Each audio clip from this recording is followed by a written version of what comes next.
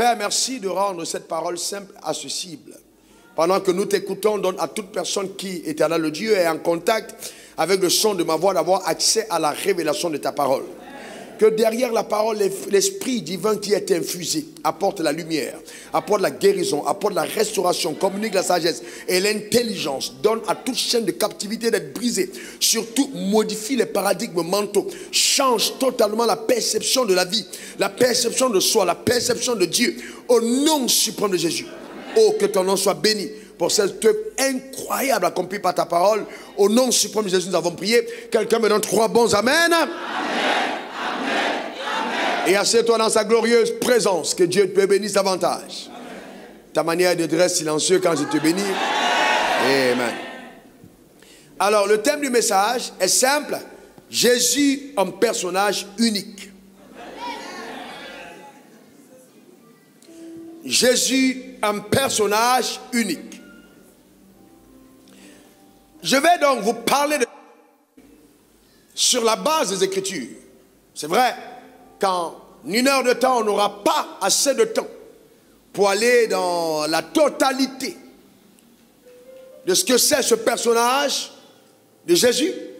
Mais je voudrais vous dire que je ne parlerai pas simplement du Jésus que j'ai lu dans la Bible, mais aussi de celui qui m'est apparu 3 fois dans mon humble vie de serviteur de Dieu. D'accord? Ce Jésus-là, je vais vous parler de lui.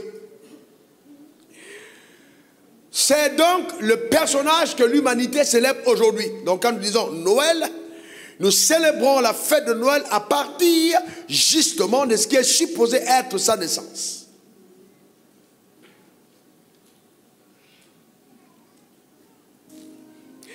Et la Bible dit de lui qu'il naquit d'une vierge et vécut en Israël. Cependant, ayant accompli son ministère justement en Israël, il est aujourd'hui célébré dans le monde entier. Alors qu'au départ, il avait sélectionné uniquement 12 disciples qu'il a appelés apôtres, établis apôtres. Mais aujourd'hui, sur les 5 continents, des milliers et des milliers de personnes, vous voyez, croient en son nom et le célèbrent. Même les personnes qui ne croient pas en lui prennent référence sur sa personne pour être à même d'exister sur terre. Jésus est juste une personne exceptionnelle. C'est vrai qu'il n'a jamais quitté son pays, mais aujourd'hui, chaque année, des milliers et des milliers et des milliers de personnes, vous voyez, vont faire un pèlerinage à Jérusalem pour célébrer celui qui naquit d'une vierge. Et il n'y a personne dans l'univers qui a eu le type de naissance que Jésus a eu. Il n'y a personne dans l'univers qui a eu le genre de mort, surtout des résurrections qu'il a expérimentées. Il est le seul qui a lancé un défi à la mort et l'a remporté. C'est juste incroyable. Je voudrais vous parler de ce personnage exceptionnel qu'on appelle Jésus. Est-ce qu'on peut acclamer pour Jésus-Christ? Oh, le glorieux de notre Seigneur. Exceptionnel. Amen.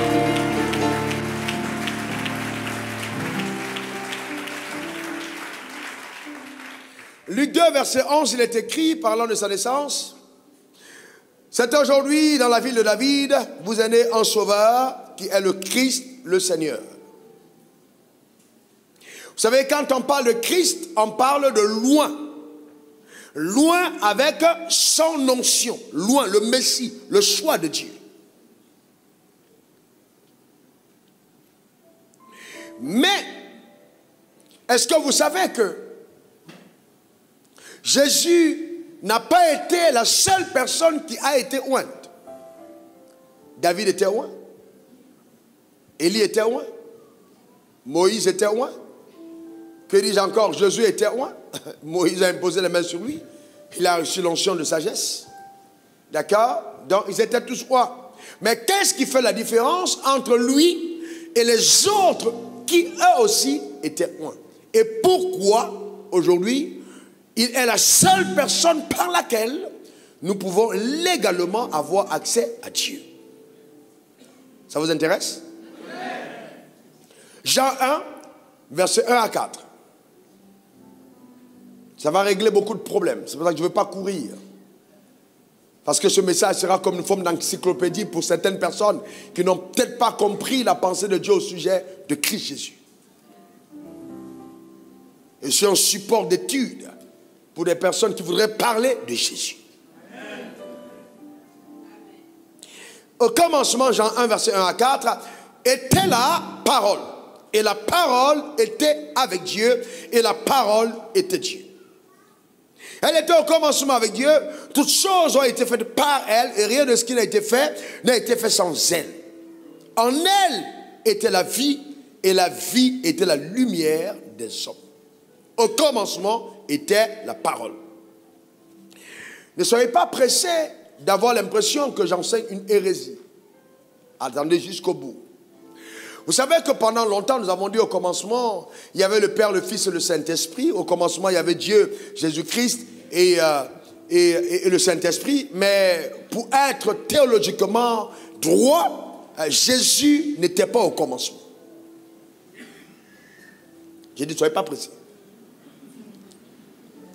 Jésus n'était pas au commencement. Jésus n'a jamais été au commencement. Au commencement était la parole. La Bible est claire là-dessus. Au commencement était la parole. Vous ne trouvez aucun texte de la Bible qui dit au commencement était Jésus.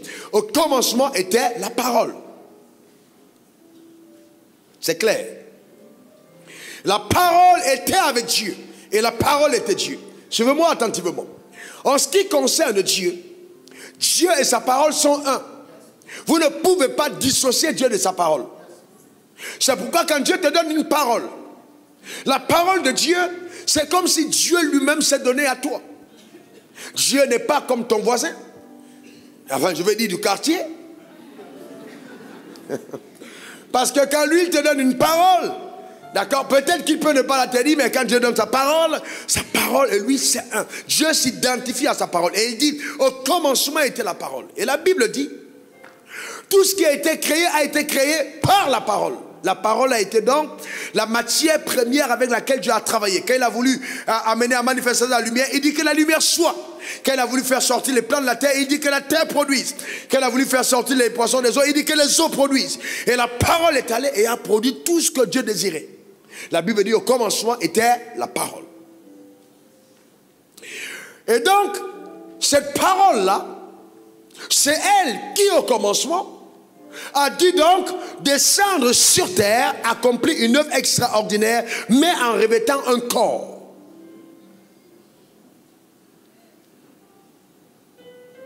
La Bible dit dans Jean 1, verset 6 à 7, il y eut un homme envoyé de Dieu, son nom était Jean. Il vint pour servir de témoin, pour rendre témoignage de la lumière, afin que tous crussent par lui. Continuez jusqu'au verset 8. Il n'était pas la lumière, mais il parut pour rendre témoignage à la lumière. Il est venu rendre témoignage à qui? À la lumière. Il rend témoignage à qui? À la lumière. Continuons au verset 9. Cette lumière était la véritable lumière qui, en venant dans le monde, éclaire tout homme. Elle était dans le monde, et le monde a été fait par elle. Il s'agit de quoi? La parole. Et le monde ne l'a point connue avec eux. Il s'agit de quoi? La parole. Elle est venue chez les siens, et les siens ne l'ont pas reçue. Quand tu es au verset 12, mais à tous ceux qui l'ont reçu, à ceux qui croient en son nom. Ceux qui croient en son nom. En quel nom? En quel nom? Non, non, non. À ceux qui croient en son nom. Quel nom? Quel nom? À ceux qui croient en Jésus. Maintenant, ce nom-là, c'est le nom-là appartient à qui? Ce nom a été donné à qui? À la parole, puisque au commencement était la parole. Mais maintenant, pour que la parole puisse vivre légalement sur terre, la parole devait avoir une identité. Est-ce que quelqu'un comprend de quoi je parle? Maintenant, cette parole qui devait vivre comme un citoyen en Israël devait avoir une carte d'identité. Et donc cette parole a dû porter un nom. Et le nom que la parole a porté, c'est le nom de Jésus. Maintenant, suivez-moi bien, suivez-moi très bien. Vous devez comprendre que Jésus-Christ, Jésus, n'est pas le nom qu'on avait caché au ciel pour donner à la parole. Parce que quand Jésus naissait, il y avait déjà des gens qui s'appelaient Jésus. Et donc, souvent les croyants pensent que Jésus, c'est uniquement le nom qui était réservé au Messie. Non, il y avait déjà des gens qui s'appelaient Jésus. Et c'est pourquoi quand on dit Jésus, on a choisi Christ, qui veut dire Jésus loin. Parce que si vous dites Jésus sans Christ, vous pouvez faire une confusion. Parce qu'il y avait beaucoup de Jésus. C'est pour ça qu'on appelle Christ. Christ n'est pas son prénom, mais l'identification au mandat qui était rattaché à l'identité qu'il portait. C'est pour ça qu'on dit Jésus-Christ. Comme on peut dire Wafo Christ. C'est-à-dire loin de Dieu. Parce que ce n'est pas une... Je ne suis pas en train de blasphémer si je dis je suis loin. Christ veut dire loin. Mais dans le sens de loin de Christ, ça veut dire loin. En dehors duquel il n'y a pas vraiment d'autre onction. On est d'accord? Maintenant continuons. D'accord? À ceux qui croient en son nom. Donc la parole a porté un nom. Et comment est-ce qu'on a donné? Quel est le nom qu'on a donné à la parole? Jésus. Revenez ramener le texte. Mais à tous ceux qui l'ont reçu, à ceux qui croient en son nom, elle a donné le pouvoir de devenir enfants de Dieu. Lesquels sont nés, non du sang, ni de la volonté de la chair, ni de la volonté de l'homme, mais de Dieu. Regardez au verset 14. Et la parole a été faite chair. Et la parole a été faite chair. Et elle a habité parmi nous, pleine de grâce et de vérité. D'accord? Et nous avons contemplé sa gloire. La gloire de quoi? De la parole qui s'est faite chair. Et quand la parole s'est faite chair, comment est-ce qu'on l'a appelée? Jésus. Une gloire comme la gloire du Fils unique venu du Père. Donc, au commencement était la parole. Donc, quand nous disons que Jésus était au commencement, c'est une autre manière de dire simplement qu'au commencement était la parole. D'accord? Au commencement était la parole. Dis après moi, au commencement était la parole. Encore au commencement était la parole. Maintenant, suivez-moi bien. Et puis ça va vraiment vous aider. Vraiment vous aider. La Bible dit, pourquoi est-ce que donc, alors allons-y pour essayer de comprendre, pourquoi est-ce qu'il fallut que la parole vienne sur terre? Pourquoi Jésus devait venir mourir? Parce qu'au commencement, Dieu a créé l'homme et la femme, Dieu les a bénis, Dieu les a placés dans le jardin d'Éden, Dieu a donné une instruction à l'homme. Maintenant, nous savons bien, tous ici, que le serpent est venu dans le jardin d'Éden. Et le serpent s'est adressé à qui? Il s'est adressé à qui? À la femme. Mais la parole de Dieu avait été adressée à qui? À l'homme. C'est-à-dire que Jésus n'avait pas parlé à la femme. Donc si la parole de Dieu et Dieu sont un, et que cette parole s'est faite chair au commencement, quand Dieu s'est adressé à Adam, il parlait en donnant justement à Adam ce que la parole de Dieu désire pour lui. Il lui a dit, tu ne mangeras pas l'arbre de la connaissance du bien et du mal, car le jour où tu mangeras, tu mourras. Maintenant, suivez-moi attentivement. Vous savez que, et ça c'est un peu, j'ai dit, attendez jusqu'au bout avant de penser que je prêche des hérésies. Est-ce que vous savez que, quand vous lisez bien ce texte, quelque part, Dieu n'avait pas interdit éternellement à l'homme de manger de ce fruit. Ne soyez pas pressés. Il ne pouvait pas avoir mis dans le jardin l'arbre de la connaissance du bien et du mal et l'arbre de la vie pour que l'homme soit là tout le temps à ne pas manger ce fruit. Sauf que je demeure hyper convaincu que l'homme devait manger ce fruit, mais ce n'était pas encore le temps. Il ne faut pas simplement être excité, il faut comprendre pourquoi. Pourquoi ce n'était pas le temps? Parce que c'était là de la connaissance du bien et du mal et que l'homme a été conçu d'abord pour juger. On doit juger les esprits. On doit juger ces esprits. On doit juger justement le diable. Et vous ne pouvez pas juger le mal sans le connaître. Donc cet arbre-là devait sûrement être mangé à la fin des temps, à l'heure du jugement.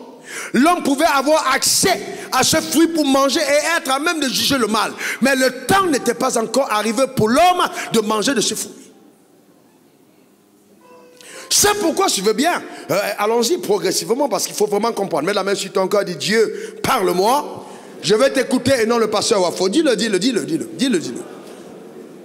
Regardez 1 Timothée 2, verset 14. Verset 14. Ce n'est pas Adam qui a été séduit, c'est la femme qui, séduite, s'est rendue coupable de transgression. Qui a été séduit? La femme.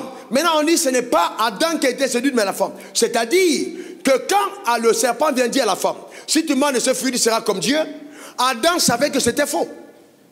Parce qu'on ne peut te séduire qu'en te faisant croire quelque chose qui est faux, en faisant passer pour vrai. Adam savait qu'en mangeant de ce fruit, on ne sera jamais comme Dieu.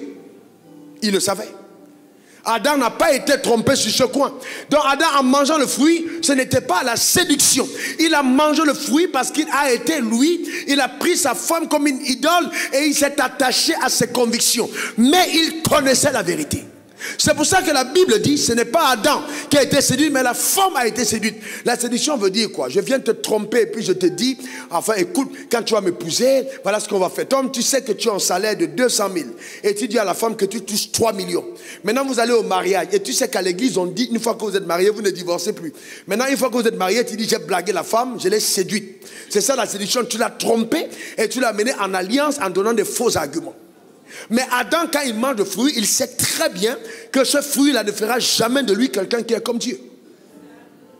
C'est-à-dire qu'il avait sûrement une instruction, une révélation derrière de ce fruit que Ève n'avait pas, parce que c'est à lui qu'on avait parlé. Un jour allait venir où l'homme allait manger de ce fruit. Mais ce n'était pas encore l'heure. Que quelqu'un dise ce n'est pas encore l'heure. Que quelqu'un dise encore ce n'est pas encore l'heure. Vous savez, il y a des fruits qui te sont réservés, mais que tu dois manger au temps convenable. Ève était réservée à Joseph, mais ce n'était pas encore l'heure de la consommer. S'il la consommait avant, le Saint-Esprit ne pouvait pas travailler avec elle. Il y a des fruits qui te sont réservés, mais ce n'est pas encore l'heure. Si tu manges avant l'heure, tu peux falsifier beaucoup de choses. Quand vous voyez une femme d'une impolitesse chronique et une bouche qui est commère de façon terrible et qui est dans un mariage, il est probable qu'avant de se marier, elle mangeait déjà du fruit. Donc, séduire veut dire tromper, d'accord, user des stratagèmes pour contrôler quelqu'un. C'est ça la séduction. Est-ce que quelqu'un comprend de quoi je parle? Je ne sais pas pourquoi les femmes sont si silencieuses. Donnez-moi le meilleur des amens. La voix féminine, souvent, vous voyez, c'est bien. Dites amen les femmes. Amen. Alléluia. Amen. Ça a disparu, hein.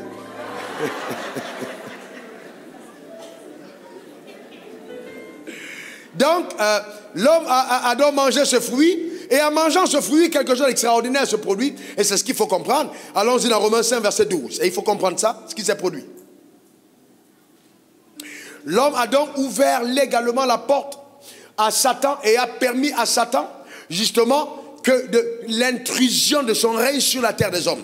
Romains 5, verset 12. C'est pourquoi, comme par un seul homme, le péché est entré dans le monde. Par qui? Par un seul homme. C'est-à-dire le péché est entré dans le monde. C'est-à-dire quoi? Donc Dieu n'a pas imputé à Ève les conséquences de la transgression.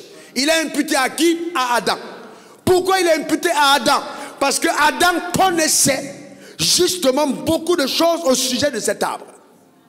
Rappelez-vous la réponse de la femme quand elle répond au serpent. Elle dit, Dieu a dit de ne même pas toucher, hein? Il ne faut même pas toucher cet arbre. Dieu n'avait jamais dit de ne pas toucher. Il a dit à l'homme de ne pas manger. Assurément, dans sa conversation avec l'homme, l'homme savait que le temps du fruit pour le manger allait arriver un jour, mais il ne fallait pas le manger maintenant. Et il a parlé à l'homme quand l'homme était seul. Quand la femme arrive et quand la femme a le fruit, et je me mets un peu à la place d'Adam, il est avec sa femme. Il était tout longtemps seul. Il aime sa femme et surtout certaines choses qu'il a découvertes dans le mariage. Il n'est peut-être plus prêt à vivre seul. Voyez-vous? Et donc il prend le fruit. Peut-être se dit-il, dans tous les cas, c'est pas grave, je vais le manger plus tard. Et qui sait, peut-être que Dieu comprendra que quand la femme a accéléré le temps pour manger le fruit. Vous savez, souvent, l'homme peut avoir beaucoup de raisonnement quand il agit. Mais hélas, quand Dieu apparaît, il dit, Adam, Adam, où es-tu? Il dit, non, j'ai entendu ta voix, je me suis caché, je suis nu. Donc à partir de ce moment-là, d'accord, l'homme est coupable. Regardez ce que la Bible dit, verset Romains 5, 12. C'est pourquoi, comme par un seul le péché entre dans le monde, et par le péché la mort, par le péché. La Bible n'a pas dit les péchés. Suivez bien, quand vous lisez la Bible, lisez-le bien. Par un seul homme, le péché. Soulignez, le péché, c'est votre Bible, le péché. Ou enseigner le mot le, pour ne jamais oublier la révélation qui va suivre. Le péché est entré. La Bible n'a pas dit les péchés. Le péché est entré dans le monde. Et par le péché, la mort. Et qu'ainsi la mort s'est étendue sur tous les hommes, parce que tous ont péché. Et nous avons donc appris que le péché est la puissance qui nous pousse au mal. Le péché est la puissance qui nous pousse au mal. Le péché n'est pas simplement l'acte que je pose, mais c'est d'abord la puissance qui me pousse à poser l'acte. Donc si j'arrête le péché sur la dimension de l'acte posé et que je le règle en surface, je serai comme un homme qui est mécontent de voir les fruits d'un arbre et va simplement les couper et les jeter par terre. C'est bien, cette saison-là, il n'y aura plus de fruits. Mais l'année qui va suivre, les mêmes fruits vont repousser. Pourquoi? Parce que les fruits sont produits de la racine de l'arbre. Donc vous ne pouvez pas régler le problème en surface, il faut le régler en profondeur. Quelqu'un qui comprend, lève sa main pour me faire comprendre qu'il a bien compris. Eh bien, donc c'est très important. Il fallait donc maintenant que Dieu trouve une solution pour sortir l'homme de problèmes que l'homme traversait. Matthieu 1, verset 21 à 25. C'est ainsi donc que, après, j'essaie de résumer pour rester sur le personnage de Jésus, Dieu va faire une alliance, d'abord avec Noé, ensuite, vous voyez, une alliance avec Abraham, et donc par Abraham, il trouve le moyen légal, on en parlera dimanche, d'avoir accès à la terre et de la contrôler. C'est alors qu'il peut légitimement, légalement, dans toute la droiture, faire venir sur terre son Fils unique. Dans Matthieu 1, verset 21 à 25, il est écrit: elle enfantera un fils, parlant de qui? La Vierge. Et tu lui donneras le nom de Jésus. Elle enfantera un fils. Elle enfantera un fils et tu lui donneras le nom de Jésus. C'est lui qui sauvera son peuple de ses péchés. Continuons.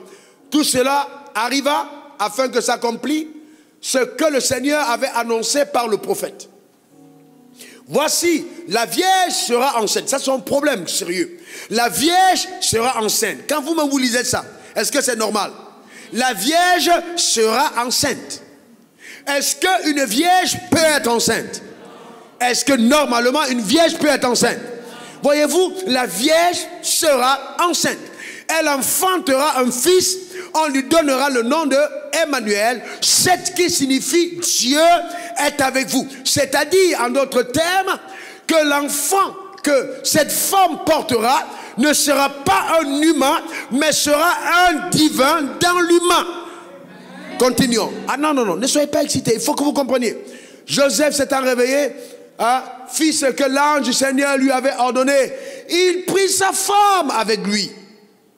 D'accord? Et il prit sa femme avec lui.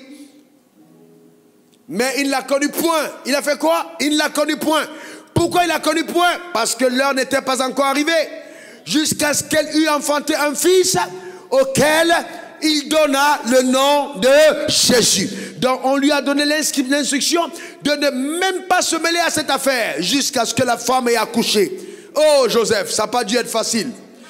Est-ce que quelqu'un comprend de quoi je parle? Dieu a enceinté sa femme. Imaginez ce qui se passe dans le voisinage. La grossesse que la fille porte, c'est Dieu qui a mis dedans.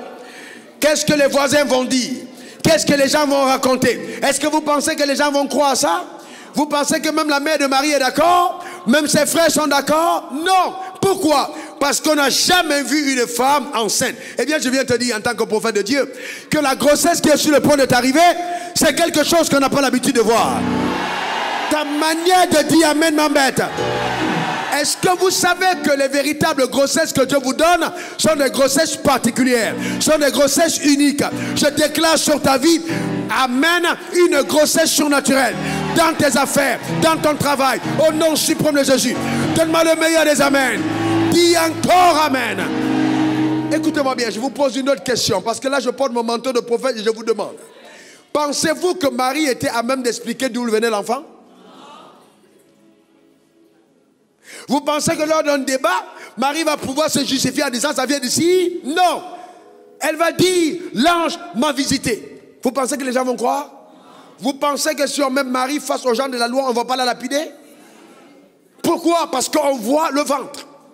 Une grossesse n'est pas quelque chose qu'on cache. J'aurais aimé que ce soit une grossesse, en 2 mois elle accouche, mais elle doit faire 9 mois avec le ventre. C'est-à-dire qu'elle sort et va à la boutique, pour prendre quelque chose et les gens commencent à commérer. Regardez-moi cette femme-là. Est-ce que tu sais qu'elle a pris la gossette d'un autre gars? Et puis quand on voit Joseph, on dit, il est bête, la femme là, elle a bassé. C'est des fétiches. C'est pas normal. Comment est-ce qu'il suit une femme pareille? Elle a ensorcelé. Il y a des choses quand ça arrive dans ta vie, ça t'embarrasse. Sérieusement, personne ne peut comprendre autour de toi ce qui se passe. Et c'est là qu'il faut connaître Dieu. C'est là qu'il faut connaître Dieu. C'est là qu'il faut connaître Dieu. Je me suis rendu compte que quand Dieu veut traiter des histoires avec des hommes, souvent il jette sur eux une forme de propre. Allez demander à Abraham. Vous savez, Dieu est un Dieu extraordinaire. Les miracles qu'il accomplit dans ta vie sont souvent accompagnés, précédés de zones de turbulence et d'incompréhension.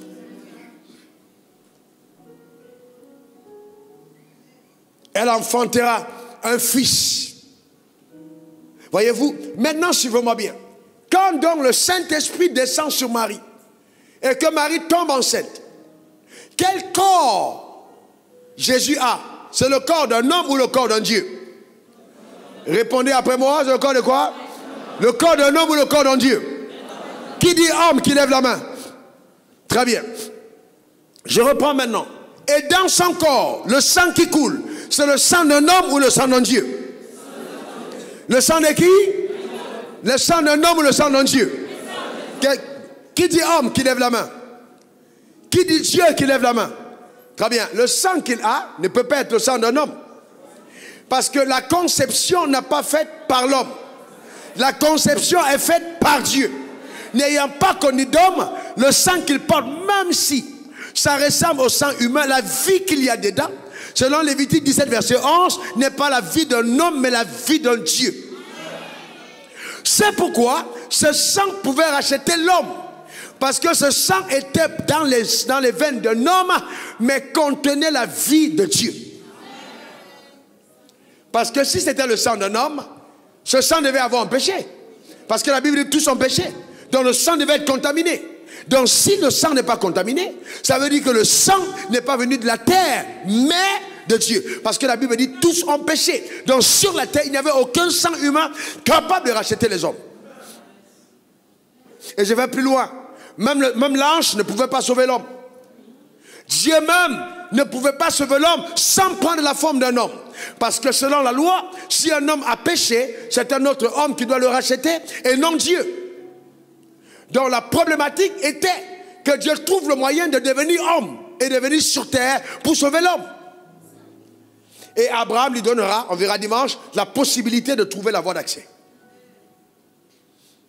Donc le sang qu'il avait en lui était le sang de Dieu.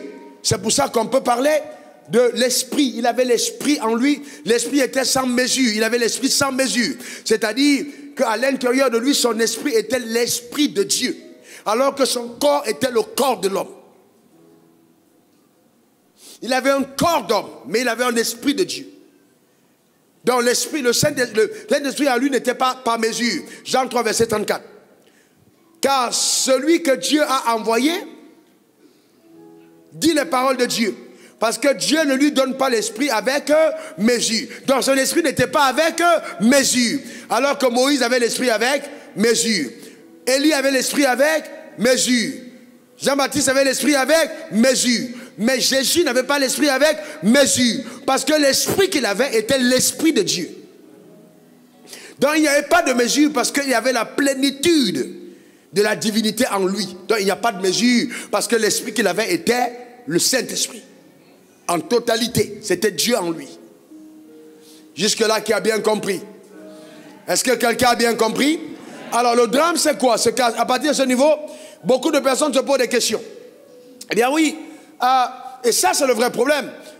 Beaucoup de personnes disent oui, dans tous les cas, béni soit donc Marie, la mère de Dieu. Eh bien non, non, non, non, non, non, non, non, ne donnez pas des titres à une femme qui était humble. Marie a toujours été humble. Luc 1, verset 38. Luc 1, 38. Marie dit, je suis la servante du Seigneur. Qu'il me soit fait selon ta parole. Comment est-ce qu'elle s'est appelée? Servante. Elle n'a jamais dit, je suis la mère de Dieu. Jamais. En aucun moment. Elle dit, je suis la servante du Seigneur. D'autres l'appellent la duchesse du ciel. Non. elle n'a jamais voulu porter des titres. Elle n'a jamais été dedans. Elle a dit, je suis la servante. Laissez la servante du Seigneur à sa place. Ne lui donnez pas les titres. Vous voulez être bishop à bishop. Elle a dit, je suis la servante. Cessez de l'appeler mère de Dieu. Parce qu'aucun homme ne peut accoucher Dieu. Marie a donné naissance au corps de Jésus et Dieu a donné naissance à l'esprit de Jésus. C'est pourquoi il y a deux dimensions. La dimension humaine et la dimension divine. Jésus était 100% homme parce qu'il a eu un corps comme le tien. Il a mangé, il a bu, il a dormi, il s'est reposé, il a été tenté, il a eu des pulsions sexuelles, mais pas de rapport sexuel. Parce qu'il était humain. Et je suis sûr que Marthe et Marie étaient belles. Et elles étaient tout autour de lui. Vous ne savez jamais quelles sont les intentions d'une femme quand elle se plaint. En disant, pourquoi est-ce que Marie est toujours à tes pieds, mais moi je suis à la cuisine. Quand Marthe se plaint, ce n'est pas toujours simple. On ne sait pas ce qu'il y a derrière. Quand on dit Jésus a été tenté de toutes sortes de manières, vous ne savez pas quelle tentation il y avait. Seigneur, pourquoi est-ce que ma soeur est toujours là? Moi, je suis en train de préparer. Si c'est simple, pourquoi est-ce qu'elle se plaint? Elle est en train d'écouter la parole, toi tu es en train de préparer. Peut-être qu'en préparant, ses intentions étaient d'attirer l'attention. Mais entre-temps, elle se rend compte que celle qui est au pied, peut-être le maître est en train, elle dit, ah, j'espère qu'il ne va pas tomber amoureux de ma soeur.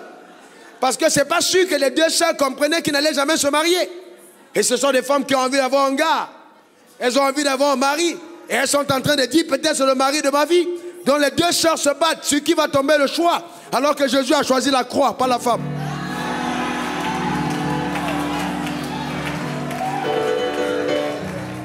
Est-ce que quelqu'un comprend de quoi je parle? Donc vous ne savez pas. La Bible dit qu'il a été tenté de toutes sortes de manières. La preuve, même ses propres disciples. Le jour, le trouvent au bord du puits. Ils disent, mais qu'est-ce qu'il fait là avec une femme? Surpris de ce qu'ils ont vu avec une femme. Ça veut dire que même les propres disciples, à un certain moment, devaient avoir des conversations. Attends, mais qu'est-ce qu'il y a? Notre maître là, est-ce qu'il est clair? On ne le voit jamais avec femme. Est-ce qu'il est clair? Et puis un jour, il dit, les gars, je suis fatigué, ça sort au bord du puits. Les gars, ils disent, ah, on vous avait dit. Il y a toujours des disciples qui sont derrière, qui essayent de coller au maître des histoires. Parce qu'eux-mêmes, surtout Judas, pour justifier son péché, doit être en train de fabriquer des histoires pour dire, même le maître dans quelque chose n'est pas clair. Vous n'avez pas vu ce genre de disciples là? Nous tous sommes des pareils. Il ne faut pas me condamner parce que même le maître fait la même chose. Qu'est-ce qu'il fait donc là avec une femme? Est-ce que quelqu'un comprend ça? Justement, le ministère est assez complexe.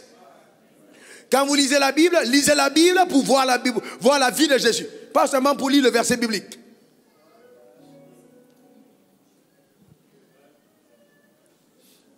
Qu'il me soit fait, moi la servante du Seigneur. La servante du Seigneur.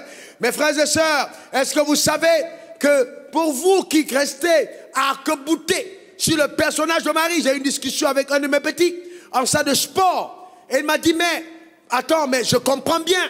Mais si donc est le cas, pourquoi donc, toi-même qui est pasteur, je peux passer par ta mère pour pouvoir avoir accès à toi? J'ai dit, c'est parfaitement normal.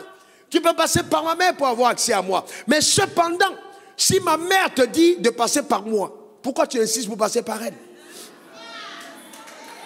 Parce que non, enfin vous savez, je n'ai aucun problème. Des amis catholiques et des amis prêtres, vous voyez que j'échange, aucun problème, aucune religion ne sauve. Ce n'est pas évangélique, tout ça, non, pas du tout. Parce qu'il ne faut pas entrer dans ce débat, je ne suis pas dans ce débat. Mais je suis dans le débat de la vérité. Amen. Marie a dit, voyez, faites ce qu'il vous dira, ce que Jésus vous dira. Maintenant, Jésus a dit, tout ce que vous demandez au Père à mon nom, je vous le donne. Pourquoi vous voulez insister pour voir sa mère alors que vous avez accès à lui? Et il m'a dit, bon, c'est peut-être des affinités, peut-être la femme peut se sentir mieux à l'aise avec une femme. Et je lui ai dit, il faut faire attention.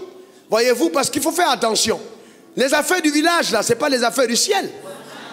Le droit coutumier, ce n'est pas le droit, le droit pénal, d'accord? Ce n'est pas la même chose, non? Au village, quand vous avez un problème, vous avez volé la chair de quelqu'un, le chef du village vous convoque et il commence à dire, bon, vous savez, c'est ton grand frère, va demander pardon, et puis il a réglé. Mais puis, coutumièrement, il a réglé le problème. Mais vous transférez ça au tribunal d'Abidjan, tu vas à la Maca. C'est pas, il n'y a pas l'affaire de dire, on n'est pas au village. Et j'ai dit au gars, fais attention, le droit du ciel n'est pas le droit du village. Si au village vous passez par la mer, vous parlez, non, Dieu a dit chez moi, j'ai une loi claire, vous voulez avoir accès à moi, vous passez par mon fils. Il ne faut donc pas détruire la parole de Dieu au profit de vos propres traditions. Et puis, il y a des gens qui pensent, non, Marie était tellement sainte qu'elle n'a jamais connu d'homme. Pipeau. Joseph était pressé du sévrage parce qu'il voulait récupérer sa femme. Toi aussi, c'était sa femme. Dieu a dit, prends ta femme. Amen. Dieu a dit, prends ta femme. Il n'y a pas de mariage pour l'abstinence. Ceux qui veulent s'abstenir ne se marient pas. On a dit, prends ta femme. C'est-à-dire qu'il y a des nuits où Marie et Joseph étaient enjaillés. Il n'y a pas de problème. Il ne faut pas avoir honte de le dire. Ce n'est pas un problème. La preuve, Marc 6, verset 3, on dit, regardez, parce que c'est la Bible qui explique la Bible. N'est-ce pas le charpentier, le fils de Marie, le frère de Jacques, de Joseph, de Jude et de Simon? Vous comptez combien de frères? Marie, le frère de Jacques, Joseph, Jude et Simon. Et ses sœurs ne sont-elles pas ici parmi nous? Ça veut dire que Joseph avait travaillé. Il avait travaillé. Il y avait des frères, il y avait des sœurs. Est-ce que quelqu'un comprend de quoi je parle? Amen. Ça ne change rien. Parce que la seule figure dans le christianisme qui doit être élevée, ce n'est pas la figure de Marie, ce n'est pas la figure de David, ce n'est pas la figure de Élie, ce n'est pas la figure d'Adam, ce n'est pas la figure de Noé, ce n'est pas la figure de Wofo. La seule figure qui mérite d'être élevée, c'est la figure de... La figure de qui? Et encore qui? Très bien. C'est la seule figure qui mérite d'être élevée. C'est le seul nom qui nous a été donné sous le ciel par lequel nous puissions être sauvés. Et ce nom, c'est le nom de Jésus-Christ. C'est le seul nom. Est-ce que quelqu'un... C'est pour ça qu'il est exceptionnel. Il est exceptionnel. Il est absent de la terre, mais son nom travaille sur la terre. Est-ce que quelqu'un comprend de quoi je parle? Quand tu cites le nom de Jésus, les paralytiques marchent. Les sourds entendent. Les muets parlent. À cause de la puissance qu'il y a dans son nom. Son nom est toujours actif. Son nom est une procuration légale. Quand tu utilises le nom de Jésus, l'enfer est en terreur. Que quelqu'un crie Jésus. Que quelqu'un crie encore Jésus. Alléluia. Amen. C'est important, frère. Quand vous arrivez à l'église, désirez voir Jésus. Vous entendez une dénomination, désirez voir Jésus. Vous écoutez un message, désirez voir Jésus. Nous voulons voir Jésus. On est fatigué de pipeaux. Nous voulons voir Jésus. C'est ce qu'il lui veut voir. Les gens ont trop de problèmes parce qu'ils ne le voient pas, parce qu'ils ne l'écoutent pas. Jésus doit être au centre. Jésus doit être au centre. Et il dit, vous lisez la parole. Voyez-vous, mais vous voyez, croyant trouver en elle la vie, mais la parole rend témoignage de moi. Mais vous ne voulez pas venir à moi. Vous voulez aller à ma tante, à ma mère, chez mon prophète, mais pas chez moi. Car au commencement était là, parole. Celui qui lit la parole mange Christ. Quelqu'un dit Amen. Je vois ta vie embellie. Je vois ta vie illuminée. Je vois ta vie transformée par la puissance de la vérité. Donne-moi encore le meilleur des Amen. Dis encore Amen. Alléluia. Amen. C'est justement un homme exceptionnel. Un homme qui lance le défi à la mort. Qui parmi vous peut essayer? Il est toujours imité mais jamais égalé. C'est le seul, il s'appelle Jésus. Regardez dans Jean 10, verset 17 à 18. Il dit, le Père m'aime parce que je donne ma vie afin de la reprendre. Personne ne me l'ôte, mais je la donne de moi-même. J'ai le pouvoir de la donner, j'ai le pouvoir de la reprendre. Tel est l'ordre que j'ai reçu de mon Père. Il a le pouvoir de donner sa vie. C'est incroyable. En d'autres termes, frères et sœurs, gravez-le dans votre cœur, pas simplement sur votre bloc-notes. Jésus n'a pas été tué. Non, il s'est livré. Il y a une grande différence. Il s'est livré. C'est-à-dire quand on le met à mort, il s'est donné lui-même. Personne ne pouvait prendre sa vie s'il s'était livré. Plusieurs fois, on a essayé de l'attenter, de le détruire, de le tuer. Mais il passait parmi ses adversaires et partait. Je suis en train de dire que ce mois, cette fin d'année, tu passeras au milieu de tes adversaires. Et tu t'en iras. Personne ne pourra t'arrêter. Au nom suprême de Jésus. Donne-moi le meilleur des amens. Je viens annoncer que tu ne mourras pas avant ton heure. Dis encore amen. Nous sommes de la race de ceux qu'on ne peut pas détruire. De ceux qui ne sont pas destructibles par la puissance des ténèbres. Tes adversaires n'auront pas raison de toi. Donne-moi le meilleur des amens. Dis encore amen. Cette année, il y a eu des complots de mort contre moi. On est allé recruter un tueur à gages pour mettre fin à ma propre vie. J'ai été alerté. Et je n'ai pas pris de garde de corps. Parce que j'ai dit Jésus me garde. Jésus me protège. Est-ce que quelqu'un comprend de quoi je parle? Jésus me garde. Je ne mourrai pas avant mon heure. Nous ne sommes pas de la race de ceux qu'on détruit avant notre heure. Ta manière de dire amen m'embête. Personne ne peut t'atteindre. Tu passeras au milieu de tes adversaires. Tu seras assis au milieu d'eux, ils seront désarmés. À cause de la grâce qu'il y a sur toi. Pourquoi est-ce que je te le dis? Parce que nous sommes les frères de Jésus. Nous appartenons à la même famille. Jésus est le premier né d'entre plusieurs frères. Vous voyez, tant que vous n'avez pas connu Jésus dans la dimension de frère, il y a beaucoup de choses que vous n'allez pas vivre. Parce que justement, vous le connaissez uniquement dans la dimension de Dieu. Il est ton frère. Crie après moi, Jésus est mon frère. Encore. Une dernière fois. Alléluia. Voyez-vous, donc il a eu le pouvoir sur la mort. Il a donné sa vie. Imaginez le soir, Jésus est à table avec ses disciples. Oh non, c'est incroyable la vie avec Dieu. Il prend le pain, il rompt le pain. Il dit, ceci est mon corps, prenez et mangez. Il prend le sang, il bénit la coupe, prenez et buvez. Mais vous savez que dans le rituel mystique, on te mange la nuit et tu meurs le jour. Il y a des gens, on te pique au Bénin, tu meurs aux États-Unis. Il ne faut pas blaguer avec le monde occulte. Si tu n'as pas Jésus ici, je t'ordonne de le recevoir avant de partir. Parce que ta vie est sérieusement exposée sans Christ. On prend un petit truc, on dévisse la roue de ta voiture, tu fais la tinane dans la lagune. Parce qu'on a dévissé ta roue la nuit. Mais cela ne t'arrivera pas à toi. À cause de la main de Dieu sur ta vie. Donne-moi le meilleur des amens. Dis encore amen. J'ai été appelé. Oh oui, on t'a vu mourir. J'ai dit, tant que vous avez vu, c'est que ce n'est pas vrai, ça n'arrivera pas. Les choses que Dieu montre sur moi, quand c'est mauvais, c'est pour sanctionner. Quand c'est bon, c'est pour accélérer. Il n'y a que les bons rêves à mon sujet qui se réalisent. Tous les mauvais sont annulés et détruits au nom suprême de Jésus. Parce que Dieu m'a donné le pouvoir de marcher sur les serpents et les scorpions, sur toute la puissance de l'ennemi, et rien ne pourra me nuire. Dis encore amen. Personne ne peut détruire ta vie puis t'avertir. C'est pas possible. C'est pas de ça. C'est pas de nous qu'il s'agit. Impossible. Impossible. Et je suis en train de te dire que non simplement ce message va t'autoriser à vivre, écoute-moi bien, avant d'être excité, la plénitude de tes jours sur terre, mais chaque jour t'apportera sa graisse.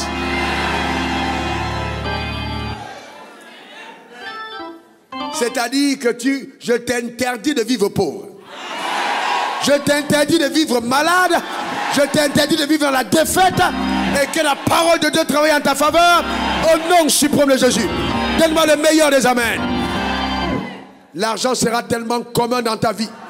Les propriétés et les richesses. Que ton cœur restera attaché à Dieu de jour comme de nuit. Au nom suprême de Jésus. Voyez donc, il s'est donné lui-même. Mais maintenant, comprends-moi bien. Je suis en train de terminer Romains 5, verset 17 à 19. Écoute bien, la Bible dit, si par le fond d'un seul, la mort a régné par lui seul, à plus forte raison, ceux qui reçoivent l'abondance de la grâce et le don de la justice, régneront-ils dans la vie par Jésus-Christ lui seul. La Bible dit quoi? Ils feront quoi? Ils régneront où? Ils régneront où, s'il te plaît? Pourquoi est-ce que vous voulez toi être diacre, apôtre, pasteur, évangélique? Il régnera où? Est-ce qu'on a dit il régnera dans l'église? Il régnera où? Et la politique c'est où? Le football c'est où? La médecine c'est où? Ils régneront par qui? par Jésus-Christ lui seul. Continuez. Incident. Allons-y ensemble. 1, 2, 3. Incident. Comme par une seule offense, la condamnation a atteint tous les hommes. De même, par un seul acte de justice, la justification qui donne la vie s'étend à... Oh, la justification. Qui fait quoi? Qui fait quoi? Qui fait quoi? Qui donne la vie s'étend à qui? À tous les hommes. Verset 19. Car, comme par la désobéissance d'un seul, d'un seul homme, beaucoup ont été rendus pécheurs. De même, par l'obéissance d'un seul, beaucoup seront rendus justes. Wow! Je te déclare justifié par Christ. Donne-moi le meilleur des amens. Maintenant, ce qu'il faut que vous compreniez, c'est que la justification, c'est l'acte par lequel Dieu déclare un homme juste. La Bible dit par un seul homme. Oh, s'il te plaît, regarde-moi un moment. Est-ce que tu sais que Dieu ne t'a jamais considéré comme coupable? Vous savez, Dieu est tellement juste. Maître, pasteur maître Hervé. Je parle à toi parce qu'il fait référence à la loi. Dieu dit, par un seul homme, beaucoup sont devenus pécheurs. Est-ce qu'à partir de ce moment, on peut condamner celui qui n'a pas été responsable de l'acte? Il dit par un seul homme. Il dit par un seul homme. Beaucoup ont été rendus. Ça veut dire que si, même pour nous-mêmes qui n'avons pas fait le droit, mais qui sommes nés dans une famille de juristes, parce que vous ne pouvez pas être enfant de Dieu, n'est pas juriste. Parce que la parole de Dieu, c'est la loi. Alors, je vous demande une chose, je vous pose une question. Il dit, par un seul homme, plusieurs sont rendus pécheurs. Donc si Dieu veut punir quelqu'un, il punira qui? Non, je vous pose une question. Non, je vous pose une question. Il punira qui? Le seul qui a commis. Maintenant, je vais aller plus loin. Vous permettez? Suivez-moi bien. Moi, je suis un avocat. Je peux attaquer Dieu.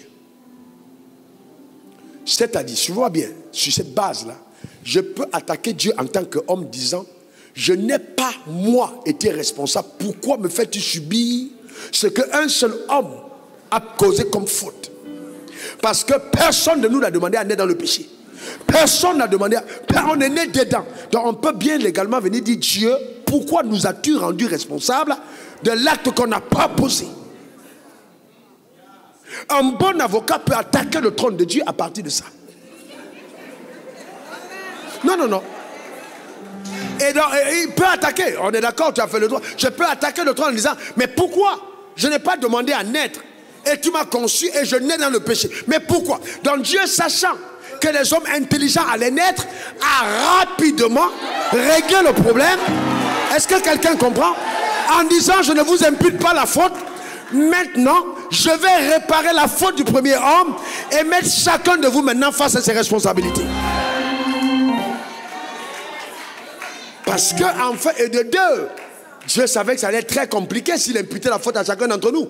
C'est-à-dire que s'il y a 7 milliards d'hommes, il faut 7 milliards de Jésus. Ce qui devient une équation totalement impossible. Donc en imputant à un seul, il peut par un seul autre racheter tous les autres. Donc si un seul est mort, c'est parce qu'un seul était coupable. Non, est-ce que vous comprenez? Donc si un seul est mort, c'est parce qu'un seul était coupable. Dieu n'a pas imputé. Et on dit, n'imputant point aux hommes leurs offenses. Ça veut dire qu'il dit clairement, ce n'est pas à vous la responsabilité. C'est pas à vous quoi? La responsabilité. Je ne vous impute pas cette faute. C'est-à-dire, quand je veux dire celui qui a été fautif, ce n'est pas toi. Je vais à la racine et je juge le coupable. Qui a donc été coupable? S'il vous plaît, qui a été coupable? La Bible est claire là-dessus. Par un seul homme, le péché est entré dans le monde. Oh, dit, oh Adam, tu nous as eu. Dis-le encore, oh Adam, tu nous as eu. Très bien. Donc maintenant, Dieu, ne voulant plus que tu regardes à Adam, qui, dans ta chair, a causé ce problème, a envoyé un dernier Adam, afin que nous retrouvions 2 arbres dans le jardin. L'arbre de la connaissance du bien et du mal, qui est symbolisé par Adam, et l'arbre de la vie qui est symbolisé par le dernier Adam. C'est-à-dire, les personnes qui vont à Adam, le premier Adam, reste sous l'influence de la loi du péché et de la mort. Alors que ceux qui acceptent le dernier Adam vont maintenant manger l'arbre de la vie. Donc ça veut dire que même si Dieu ne t'a pas imputé la responsabilité, dans ton jardin, il y a maintenant les 2 arbres. C'est à toi de choisir. Nous sommes revenus à Éden. Nous sommes revenus à Éden. J'aurais pu intituler le message « Retournons à Éden ». Nous sommes à Éden. Il y a 2 arbres plantés. Amen. Il y a Adam, le premier, et Adam, le dernier. Maintenant, tout dépend de qui tu fais ton empereur. Qui est l'empereur de ta vie? Adam premier ou Adam dernier? Qui est l'empereur de ta vie? Adam premier ou Adam dernier? Maintenant, si c'est Adam dernier, regardez ce que la Bible dit de toi dans 2 Corinthiens 5, verset 17. Si quelqu'un est en Christ, elle dit Christ c'est qui? Adam le dernier. Il est une nouvelle créature. Les choses anciennes sont passées. Voici toutes choses sont devenues nouvelles. Verset 21. Celui qui n'a point connu le péché. On dit quoi? Le péché. Il l'a fait devenir péché pour nous, afin que nous devenions en lui justice de Dieu. Lève ta main et déclare: je suis la justice de Dieu. Déclare-le encore. Une dernière fois. Alléluia. Amen. Mais est-ce que tu comprends ce que tu es en train de dire?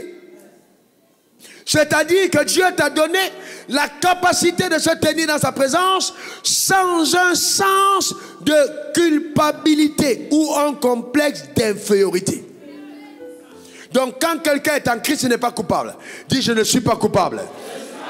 Non, non, dis-le encore. La justice, c'est la capacité de se tenir dans la présence de Dieu sans aucun sens de culpabilité ou complexe d'infériorité. Ça, c'est trop profond. C'est trop profond. C'est pourquoi ceux qui demeurent sous le règne de Adam le premier ont un complexe d'infériorité devant Dieu. Vous n'avez pas encore des gens qui, quand ils vont aller vers Dieu, oh Seigneur, ils se mettent là, ils se roulent par terre. Oh, je suis comme pauvre voyou, un pauvre pécheur. Oh mon Père, ça c'est le sens de culpabilité et complexe d'infériorité. Un homme qui continue de s'appeler pauvre pécheur est simplement en train de déclarer qu'il dit devant le trône de Dieu qu'il ne connaît pas ce que Jésus est venu faire. On dit l'agneau, Jean-Baptiste a appelé, Jean 1, 19, 29, l'agneau de Dieu qui ôte le péché. Il fait quoi? Il ôte le péché. Et toi, tu veux ramener le péché dans le monde en continuant de t'appeler pauvre pécheur? D'abord, tu mets deux patronymes dangereux, pauvre et pécheur. Les deux ensemble, c'est terminé. Tu as moins de valeur qu'une fourmi. Pauvre et pécheur. Même la fourmi est plus importante que toi. Pauvre et pécheur. Il faut changer les deux. Riche et saint. Est-ce que quelqu'un comprend? Que quelqu'un dit riche, il ne faut pas avoir peur de ce mot. C'est ta nature. Que quelqu'un dise riche. Ah non, ta manière de dire ça m'embête. Dis-le encore bien. Sanctifie tes lèvres et dis-le bien. Que quelqu'un dise encore saint. Que quelqu'un dise une deuxième fois saint. Que quelqu'un dise une troisième fois saint. C'est clair. La sainteté n'est pas un état qu'on obtient après la mort. Aux saints qui sont à Colosse, aux saints qui sont à Éphèse, aux saints, il s'agit là des personnes qui sont mises à part, aux saints qui sont à Abidjan, aux saints du temple de la foi. Est-ce que je peux entendre votre bruit? Est-ce que je peux entendre ton bruit? Donc la sanctification est une œuvre accomplie par la justice de Dieu. Est-ce que quelqu'un comprend de quoi je parle? Il faut modifier vos noms jusqu'à la fin d'année. Ne vous faites plus appeler légèrement. Mettez le saint Raoul Wafo. Mettez saint devant votre nom pendant 6 jours.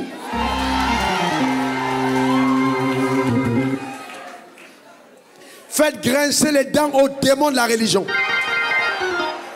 Que quelqu'un dise je suis un saint. Déclarez encore. Eh bien oui, donc tu n'as aucun complexe de culpabilité. C'est-à-dire quoi? Quand tu es devant Dieu, c'est comme si tu n'avais jamais péché. Le drame, c'est que la religion veut te rappeler ton passé. Voilà ce que tu as été, voilà ce que tu avais fait, voilà ce que tu étais. Dieu dit que quand tu as reçu Jésus, c'est comme si tu n'avais jamais... Oh non, tu n'as pas compris de quoi je parle. Je peux faire un séminaire dessus pendant 7 jours. Comme si tu n'as jamais... Comme si tu n'as jamais... Alors je vous pose une question. La pauvreté est entrée dans le monde par quoi? La maladie. Alors si on dit comme si tu n'avais jamais... Qu'est-ce que la pauvreté fait chez toi?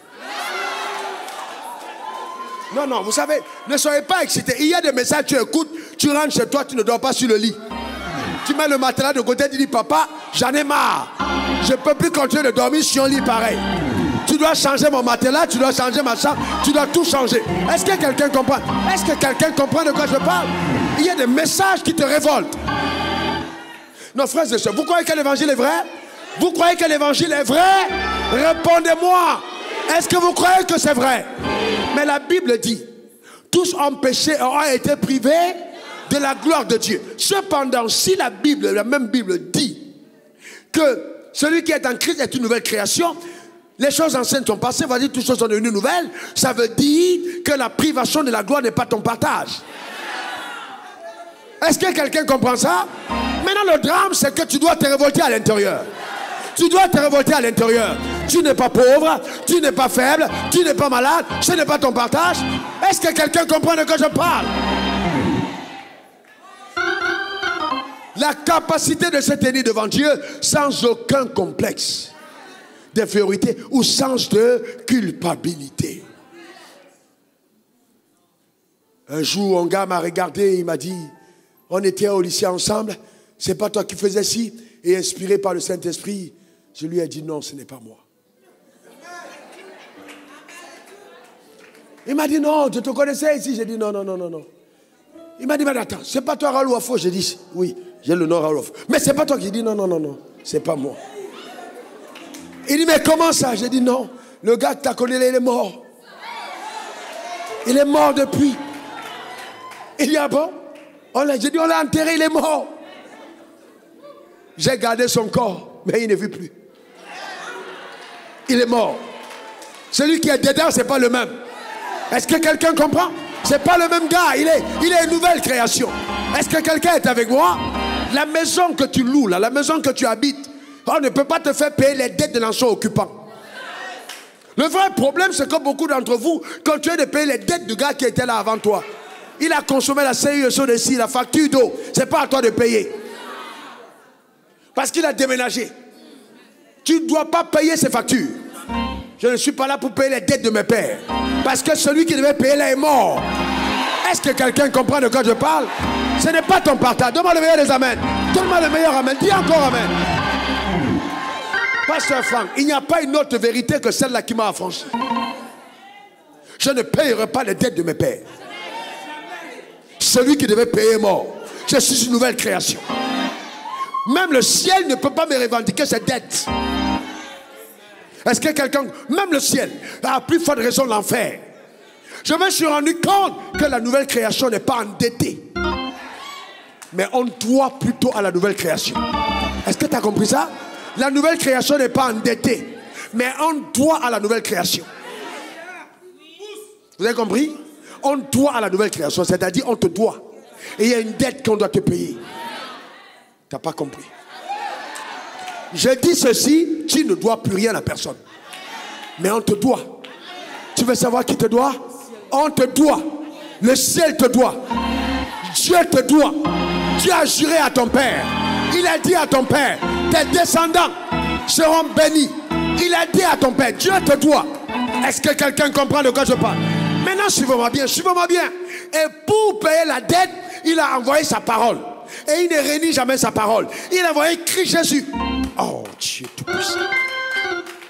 Donc, si la parole a accompli l'œuvre pour toi, et que Dieu veille sur sa parole, alors il est impossible que la dette du ciel à ton égard ne te soit pas payée. Parce que Dieu a juré par lui-même, je te le jure par moi-même Abraham, parce que tu as fait ça, ta postérité sera comme les étoiles du ciel. Il n'a pas dit Abraham, il a dit sa postérité. Et la Bible dit, reconnaissez donc que si quelqu'un est en Christ, il est une nouvelle création. Et si quelqu'un est né de nouveau, il est fils d'Abraham. Alors qui te doit quoi? Le Père te doit. Le Père te doit. Dis, le Père me doit. Les religieux n'acceptent pas ça, mais Dieu te doit. Non, non, non. Dis encore, Dieu me doit. Dis encore, Dieu me doit. Dis encore, Dieu me doit. Je reste convaincu pour ma part que si l'Église avait compris l'œuvre de la rédemption, ça allait créer une accélération particulière. Particulière. Il y a des choses qui n'arriveraient pas dans ta vie. Le drame, c'est que quand je dis Dieu te doit, tu ne crois même pas. Tu me regardes comme mon chien qui regarde la télé. De quoi il parle? J'ai dit Dieu te doit. Tu me regardes comme ça pourquoi? Et quand on dit que Dieu t'a justifié, écoute-moi bien, justifié veut dire comme si tu n'avais jamais commis de péché. C'est très fort, non? C'est très fort. Alors si je n'ai jamais commis de péché, pourquoi je suis malade? Tu t'es déjà posé la question? Si je n'ai jamais commis de péché, pourquoi je suis malade? Si j'ai jamais commis de péché, pourquoi je suis pauvre? Si j'ai jamais commis de péché, pourquoi je dois être maudit? Dis, ce n'est pas mon cas. Dis-le encore. Une dernière fois. Eh bien oui, ce n'est pas ton cas. Parce que Dieu t'a libéré. Est-ce qu'on peut se tenir debout et reprendre ce qui est à nous? Par le précieux nom de Jésus. Est-ce que tu peux lever tes mains vers le ciel et commencer à rendre grâce à Dieu pour cette œuvre incroyable qui a été accomplie à la croix pour toi? Rends grâce à Dieu, rends grâce à Dieu, rends grâce à Dieu, rends grâce à Dieu, rends grâce à Dieu. Là où tu es sur la planète Terre, rends grâce à Dieu. Pour l'œuvre merveilleuse de Christ à la croix, rends grâce à Dieu.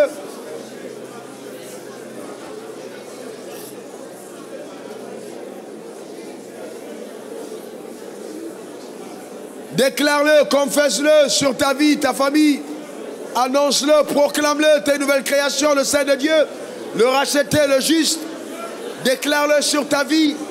Jésus l'a accompli. Jésus a payé le prix.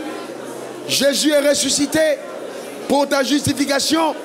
Élève ta voix, rends grâce à Dieu. Rends grâce à Dieu pour cette œuvre incroyable.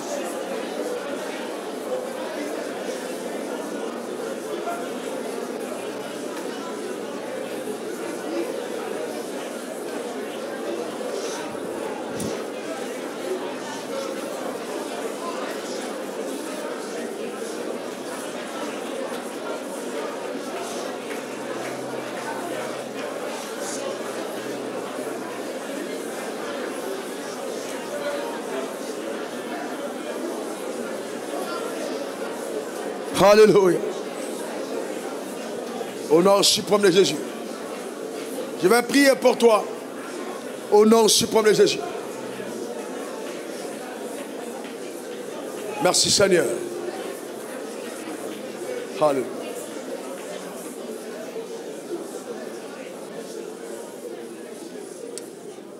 Amen. Alors, cette révélation est tellement profonde dans mon cœur, tellement profonde, que j'ai toujours vu des résultats incroyables qu'elle produit dans la vie de ceux qui comprennent ce message si simple, mais ô combien riche. Rappelez-vous le témoignage du jeune homme de Dubaï qui était mon guide cette année-là, qui était déjà condamné et qui, en donnant sa vie au Seigneur, a vu la condamnation annulée. Je veux dire à quelqu'un qu'il est anormal que tu rencontres Jésus pauvre et que tu naisses de nouveau et que la pauvreté reste rattachée à toi, que tu rencontres malade et tu restes encore malade. Quelles que soient les condamnations qu'il n'y avait même pas hérédité, ça n'a plus d'impact sur ta vie. Ça n'a plus d'impact sur ta vie, ça n'a plus d'impact sur ta vie. Parce que tu es une nouvelle création, ça n'a plus d'impact dans ta vie. Tout ce que le diable essaiera de te faire croire, c'est de te faire croire justement que ce que je dis n'est pas vrai. Alors si tu ne crois pas en l'œuvre de la rédemption, tu ne crois en rien du tout. Et je vais aller plus loin encore. Pour ceux qui comprennent la justification par la foi. Pasteur Assois, viens. Je sais que tu es très concentré. Luc, viens.